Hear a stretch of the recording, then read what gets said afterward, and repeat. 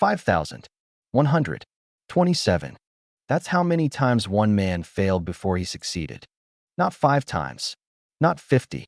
5,127 failed prototypes. It took him 5 years. He mortgaged his house. He almost lost his marriage. He almost gave up everything. But that 5,127th prototype, it made him one of the richest men in Britain. His name is James Dyson, and his story will change how you think about failure. I'm James. This is Unknown Fortunes. Let's begin. James Dyson was born on May 2nd, 1947, in Cromer, a small coastal town in Norfolk, England. His family wasn't wealthy. His parents were teachers. When James was just 9 years old, his father died of prostate cancer. That moment shaped him forever. Most children would have collapsed. Young James turned his pain into something else: determination. His mother sent him to boarding school. He wasn't a great student, but he discovered something. He loved long-distance running, and he learned something there that would define his entire life. Winning isn't about being the fastest. It's about being the one who refuses to stop. This principle, keep going when others quit, became his philosophy. He studied at the Royal College of Art in London. He didn't want to be a painter. He wanted to be an inventor, to design things that solved real problems. Fast forward to 1978. James Dyson is now 31 years old. He's married. He has children. He's working as a designer, but he hasn't built his fortune yet. One day, he's vacuuming his own house, and he gets angry.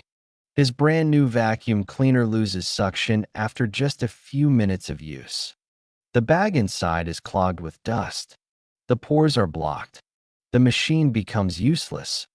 Now, most people would just buy a new vacuum cleaner. Some would complain to the manufacturer. James Dyson didn't either. He looked at this stupid, broken machine and asked one question. A question that would change his life forever. Why does this even need a bag? This is the moment that separates entrepreneurs from everyone else. Most people accept the world as it is. Entrepreneurs ask why. Why is this designed this way? Could it be better? Can I do this? James Dyson started thinking about every part of the vacuum cleaner, and he kept coming back to the bag. Then one day, he visited a sawmill, the kind of place that cuts wood. Sawmills produce massive amounts of sawdust. So how do they collect it all without clogging up? They use something called a cyclonic separator, a spinning column of air. The air spins so fast that the heavy particles, the sawdust, get thrown to the outside walls. The clean air rises up the middle. No filter needed. No bag needed. It never clogs. James Dyson stood there in that sawmill and had his eureka moment. If this works for sawdust, why wouldn't it work for household dust? That single thought would consume the next 5 years of his life. James Dyson went home and built his first prototype in his garage. He used cardboard from cereal boxes and masking tape. It looked ridiculous, but here's what matters. It worked. Just a little bit. Enough to prove the idea wasn't crazy. So he built another prototype. It didn't work. He built another. That one didn't work either. He built 10, 20, 50. None of them were quite right. Each prototype was made by hand. Each one took days, sometimes weeks. He was at the point where most people would quit, but he was obsessed with this.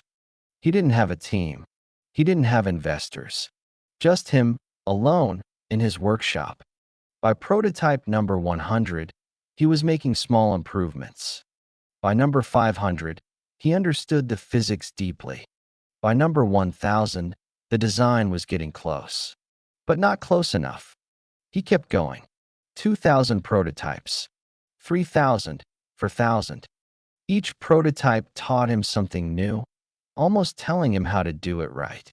Each failure taught him something new. Each broken prototype was data. This is the most important lesson from James Dyson's story. He didn't see failures as failures. He saw them as steps. Each failure brought him closer to the answer. This is something we see in most successful inventors.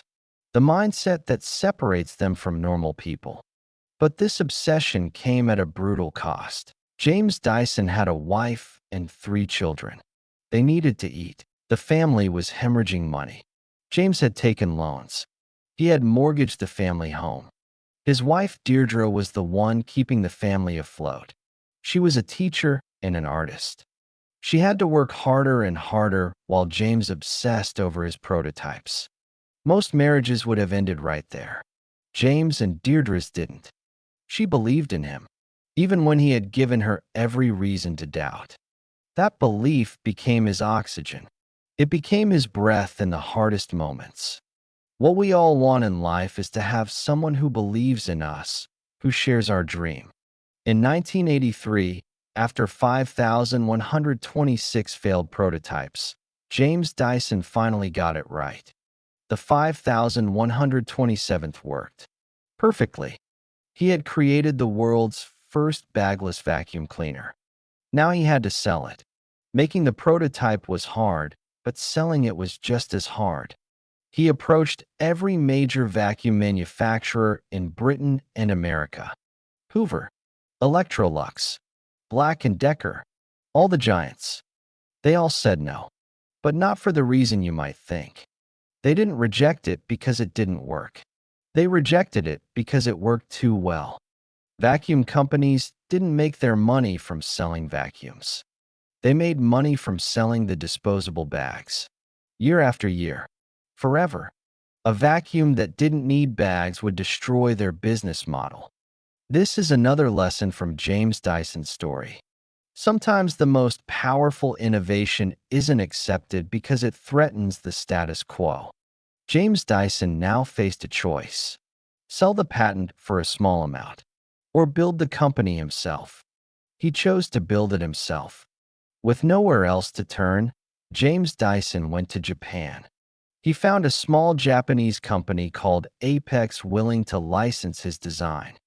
In 1986, they launched the G-Force vacuum cleaner in Japan. It cost $2,000 in today's money, an obscene price for a vacuum. But here's what's amazing. It sold. An incredible amount for a vacuum, but it sold.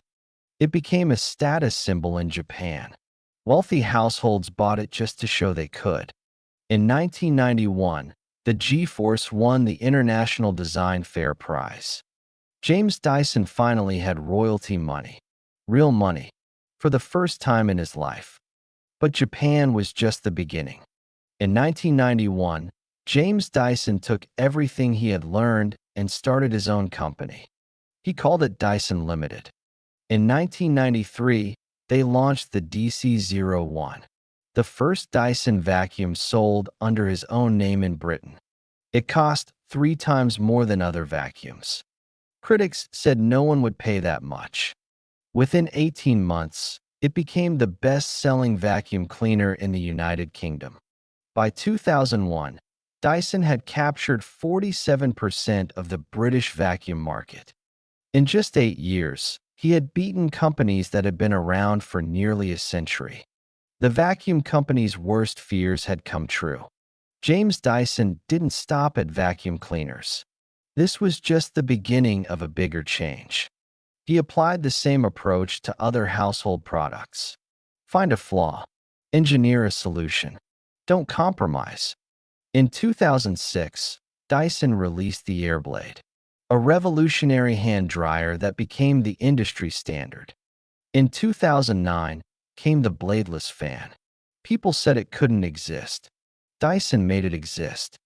Then hair dryers, hair straighteners, lighting, air purifiers. Every product followed the same rule. Take something boring, make it incredible. And here's the crazy part. James Dyson never went public. He still owns 100% of the company. In 2023, Dyson generated over $9 billion in revenue. According to Forbes, James Dyson's personal net worth is around $13 billion. The Sunday Times Rich List puts the family fortune at £23 billion. He is one of the richest people in the United Kingdom. So what can we actually learn from James Dyson? Not just the success story, the actual lessons. Lesson 1. Failure is not the opposite of success. It is the path to success. Dyson made 5,126 failures before one success. Each failure was information. Each failure brought him closer. If you're failing, you're learning. If you're not failing, you're not trying hard enough. Lesson 2. Solve a real problem, not a fake one. Dyson got rich because he solved a problem he personally faced. His vacuum cleaner annoyed him. The best business ideas come from your own frustrations. Pay attention to what annoys you. That annoyance is $1 million idea waiting to be solved. Lesson 3. The big companies will reject you. Build it yourself anyway. Every major vacuum company said no to Dyson. They were wrong. Dyson was right.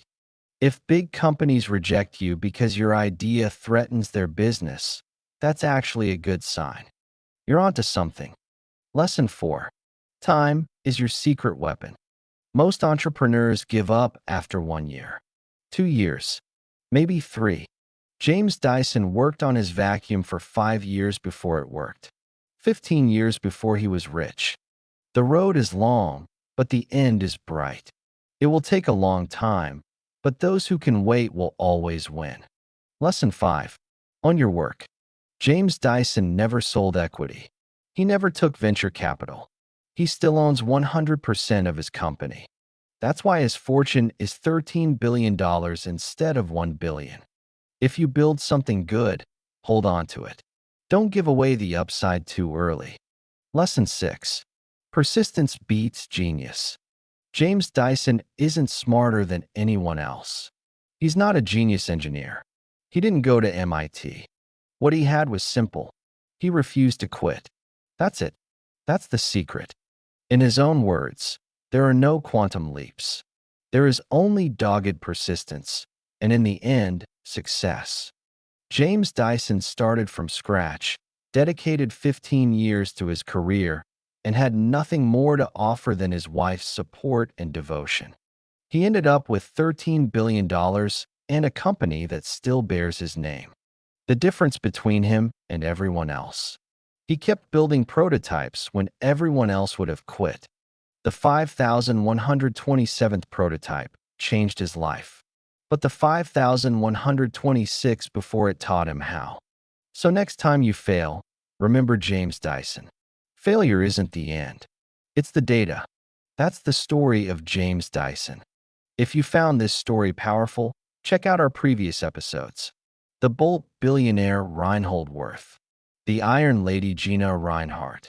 The Hotel Emperor Conrad Hilton. And next week, we travel to Africa to meet the man who built an empire across an entire continent. Subscribe so you don't miss it.